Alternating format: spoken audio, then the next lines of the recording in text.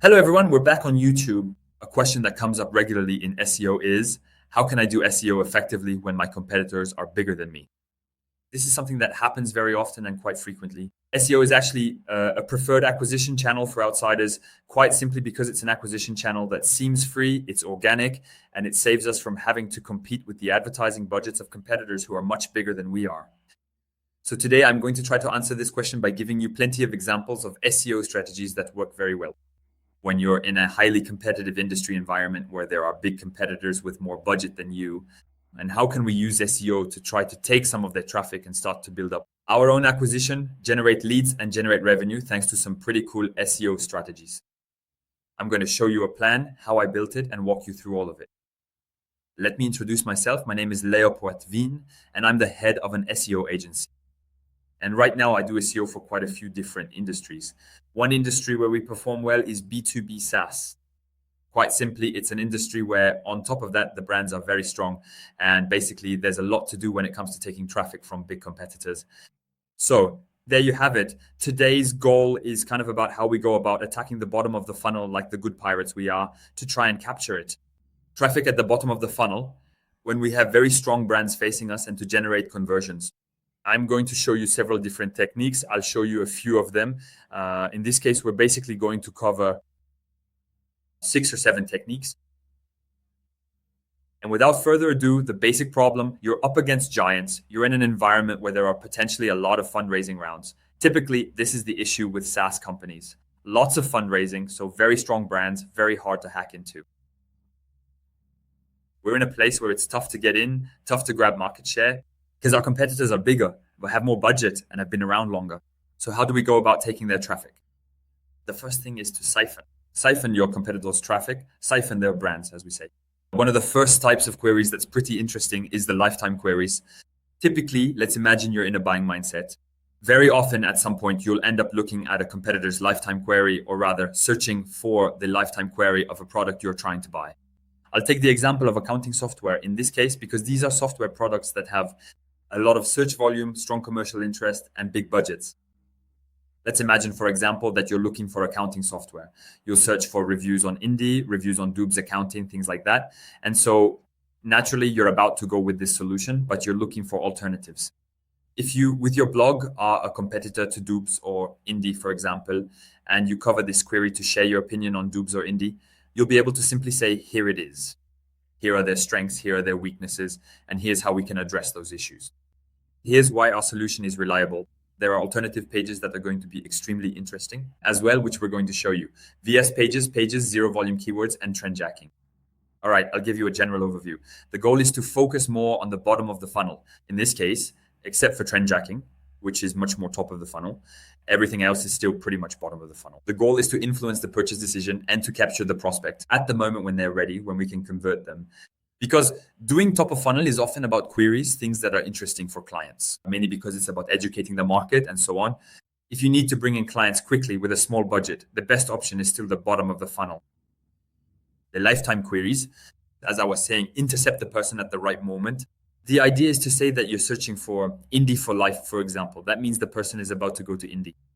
If you are a competitor of Indie and you are able to prove in a blog post with good copywriting, for example, that you are better than your competitor, you can give your opinion on Indie, an honest opinion, of course. And in it, you can say, well, here are the advantages, the benefits of Indie. But here's how our solution addresses certain points, for example. It will end up being a bit better than that. It really allows you to capture the advantage you have when you're an outsider. And when you go after these kinds of queries, it's because the big players aren't doing it. In fact, in the big leagues, etc., they generally won't go so far as to take risks, like making empty Indie pages or lifetime accounting pages. And so they can't really sabotage each other because they have too much to lose, so to speak. Often they have common investors and things like that. They want to maintain a good image in the industry. But as a result, it creates a bit of a problem. It prevents them from being effective in that area. Often these are queries that go to affiliates, the lifetime queries. And these are queries that have a fairly high search volume. In terms of bottom funnel on brands, which are big brands, it's not bad. Search volume. So there you have it. If you arrive with your blog, go and position yourself there. Listen, you can go. Beware of affiliates. They are still quite powerful. They do good SEO and have authority. And these are queries they really like. The advantage you can have over an affiliate is that you have brand search and you can often achieve better retention. whereas an affiliate only has a single pass to redirect to another service. Honestly, that's it for the lifetime pages. As I said, a factual presentation of the solution. You go ahead and present the strengths and weaknesses, your verdict. Don't hesitate to place your alternative a bit higher up or a bit lower, directing towards your product, even if we're on the lifetime page. The goal is to bring people back to us. Here's a second query I want to show you. The alternative query is a very strong query. For example, if you search for Monday Alternative and you're a project management tool, Monday Alternative, you'll be able to present the top 10 best alternatives to Monday. And then you can say, my number one brand, gestiondproject.com, is a top brand for project management. Number two, potentially you'll list a second one, Notion for project management. Number three, Asana. Number four, ClickUp, and so on. You'll have to mention competitors. That's mandatory. It's something that's necessary. But on the other hand, you can put yourself first, and that's the advantage. And if you have, once again, it's going to be a matter of copywriting, of being able to convince with enough social proof, enough copywriting, enough good elements. Here, it's not just about SEO, there's also really a marketing aspect to it. Well, you'll gradually manage to climb up on this alternative query and start taking some of Monday's traffic and position. That's the limit. One of the problems we have is that these search volumes are much lower for alternatives than for reviews. But the person is often looking for something that's a bit cheaper. So it's kind of the plight of the outsiders to say to themselves, well, I'm a bit cheaper than the big players, so I'll be able to capture some traffic there. On the alternative side, so alternatives are very interesting, better conversion.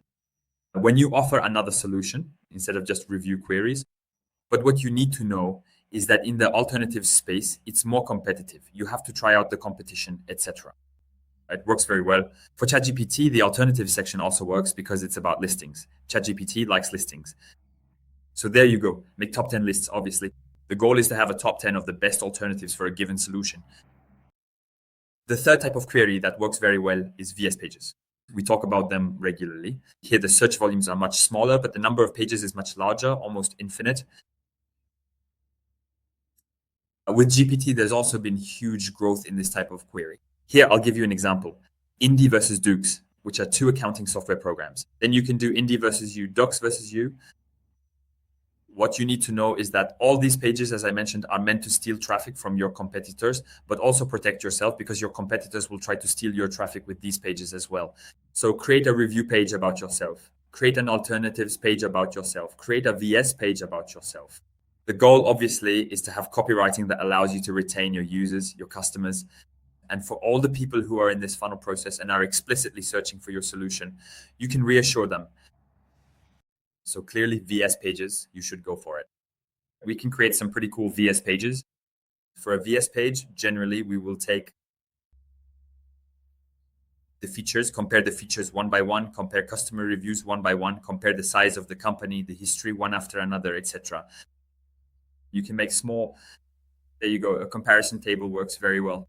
Google loves tables, so don't hesitate to use them. Table list. These are things it loves, and the technique we're going to use, especially when we do something like Indie versus Zoox, that would be the third option. The third solution is to say, well, Indie is good for this, Zoox is good for that, but our solution, on the other hand, will be good for this. You see, our solution.com will be good for this, is better than both of them for this, and so on. So that's something that's pretty good. For conversion, there's a little technique I like to use, which is a bit rough, a bit pirate-like, but that's what we're here for. It's the technique of artistic blur.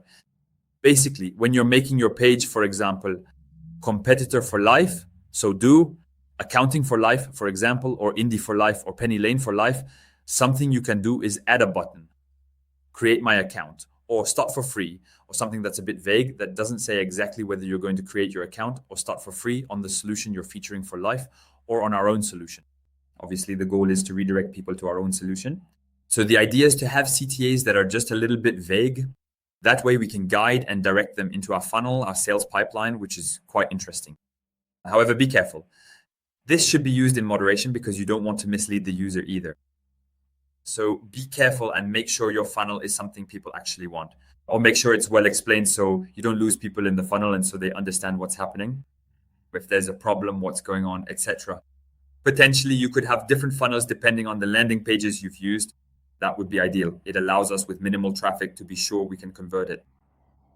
Something to keep in mind when you're small, an outsider, versus the big players.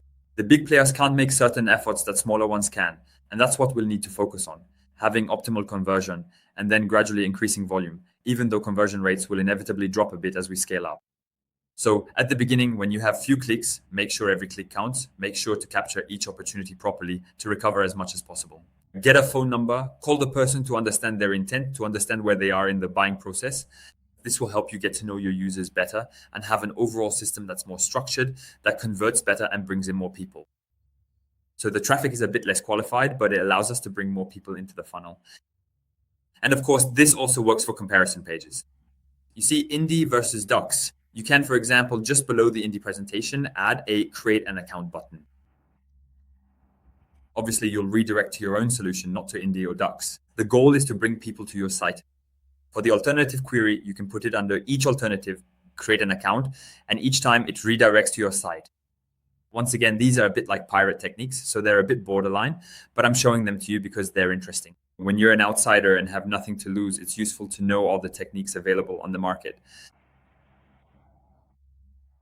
One interesting point, I think, is the technique involving zero volume keywords. How does that work? Zero volume keywords are often discussed.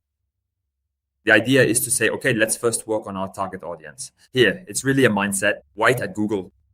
But first, we're going to focus on what we're relevant for, our target, our value proposition, our USPs, our unique selling points, before expanding to queries where we're chasing volume.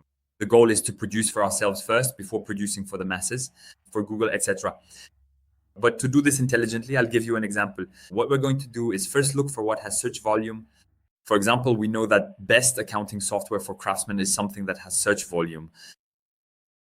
Invoicing software for craftsmen is something that has search volume. So we're going to ask ourselves, what target audience do I have? And then the framework, what people type in, will be software accounting plus a target audience. So I'm going to work on my target audiences and I'm going to make them very specific. Let's imagine, for example, that we're focusing on interior architects. I took architect in general, but let's say we're talking about interior architects, which is a profession that's still quite rare.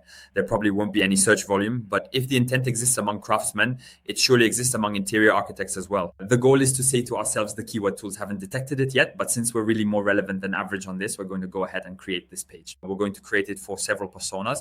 Let's imagine we can make 10 to 15 different personas with very specific details. The goal is to detect a pattern, a moment when search volume is going to start picking up, and from there, we're going to create a new strategy. The idea is to say to ourselves, we know the patterns. So for example, software, accounting, architect, software, accounting, interior decorator, tradesperson, construction consultant, etc. To go and find those where there is little search volume and yet we are highly relevant. And here I've taken a framework that I know works, which is accounting software plus persona. That's something that works well, plus industry sector. It works well for CRMs, it works well for ERPs, it works well for software, it works well in lots of different niches. So do this, especially with your own personas, by targeting the personas for which you are relevant, even if there is no search volume. Then when you find one that works well, here I took the example of accounting software. Plus persona, that's something that works well, but you also have by feature. Let's imagine, for example, you're targeting architects. I see my presentation is a bit messed up, but that's okay. Best accounting software plus architect. And then, for example, does your software also handle invoicing? If so, best invoicing software plus architect. Does it handle quotes? Best quoting software plus architect. The goal is to derive all the features you have for your target persona. That way, you'll gradually expand the set of features that address your persona. Because you know you've managed to rank on the hashtags, that it brings you traffic, and that it's highly relevant. So you're going to derive everything you can do for your persona in particular. However, be careful here not to create cannibalization. This is a bit tricky, but basically you have several tools that allow you to do this. I'm going to show you one or two that I like, one of which is a tool created by Amaury called 1-2-page. You enter your first query, your second query. And in this case, for example, we could enter, I'll show you this one, best invoicing software for architects and best quote software for architects. We're going to test this and see whether, according to our friend 1-2-page, these should be two different pages or just one. It's going to take a little bit of time. No, here we go. Two different pages. There is still a high similarity rate. With 30% similarity, we can create two distinct pages if targeted well. Here we're handling two pages that are highly similar. But be careful not to cannibalize yourself. But potentially we can go for it.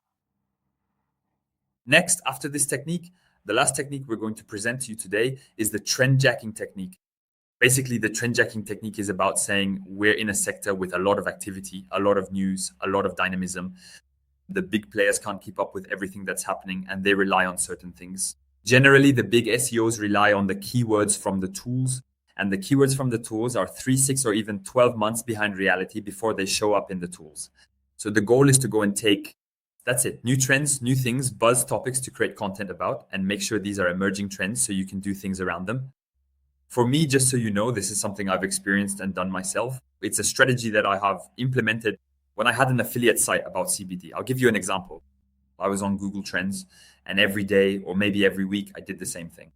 I would go to the organic cannabidiol topic and check the data for 1 week in France. That was the rate I had, which was pretty good. You can also change it to 1 month, 3 months. Those are things that work too, depending on the frequency you want. Don't hesitate to use it yourself. What I like to do, for example, is to select 1 week and check it twice a week. Or you can select 1 month and check it 3 times a month to see how things are evolving. And then we look at what's happening here, what's growing, what's just appeared, and so on. I'll give you 2 or 3 examples. Here we see Piatella, which has a very large increase, is doubling or even tripling in traffic. So I didn't know what Piatella was. I'm going to take a look. There we go, Piatella. All right. And then with Tella, we see that it has an H. It's a special kind of H and so on. So I tell myself, okay, it's interesting to know that Piatella is something that's on the rise. And to see that in this case, the SERP has little competition. So we could work on that and try to move up there, probably with the iPhone e-commerce in this case. And we have quite a few different e-commerce sites. So create a good e-commerce product page, work on it thoroughly, or even a category page. If we have several products, that would be excellent.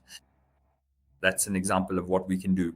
I'll show you, for example, when we look at 3 months, where here we're going to have slightly different queries. So here for this one, we have this one. I think it was over a month where I had some particularly interesting queries.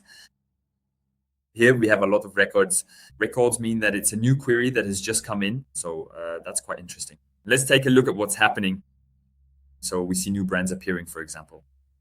We're going to see some things then. Blatos CBD, I don't even know what that is. I'm going to take a quick look. All right, what is it? It's a new brand. So here, for example, we could make a dedicated page for this new brand. And we're also going to have other things, some increases, and I wanted to find it. There was one earlier that made me smile. Will I be able to find it again? No, I feel like I won't be able to find it. No, maybe it was in the records. No, but listen, there aren't any particularly interesting queries about CBD, that particular aspect. Oh, yes, it was about accounting. That's it. That's why. We were on an accounting topic, so I'll show you the accounting part. Accounting. I like to always focus on the field itself rather than just the search term, because when we look at the entity, it allows us to detect things we wouldn't have noticed otherwise. Here, for example, we see a huge increase regarding the order of chartered accountants. The question is, what's happening with the order of chartered accountants that would explain such a huge increase? About this, there's probably a trend emerging here, so it would be worth looking into. If you work in accounting, you probably know what this is about. So there's a much bigger surge in this area than in others. We can also see that associations are very popular right now. It might just be a matter of timing. Maybe the beginning of the year is the right time for associations. Thank you. And that they're looking for accounting software or that there's a new law about it. And here we see a business-related query that's interesting, especially with the free version aspect, which is also something worth exploring. If we have a freemium version, that could be interesting. So here, typically on Google Trends, we see things emerging, we see possibilities. And the goal is to take a closer look at that. Will we be able to work on this? What is interesting about it? And this allows us to get ahead of other SEOs who rely on Ahrefs or SEMrush. By the way, I made a little survey generator for you. It made me smile, but there you go. Let's imagine, for example, Astrak. There we go. And here, what do we have? Astrakavi client. All of these are things that are interesting to look up. Obviously, if you're going to look them up, put me forward. Don't put CTRs for yourselves, please. And if you ever want to work with us, these are strategies we implement for all our clients. When there's something interesting to do, don't hesitate to make an appointment. I'll put the blog post directly in the video description for you. That way you can go check out what we're doing on that topic. And with that, I wish you all a great day on YouTube. I hope you enjoyed this video because it was a pleasure to make it for you. And with that, keep ranking and keep taking action.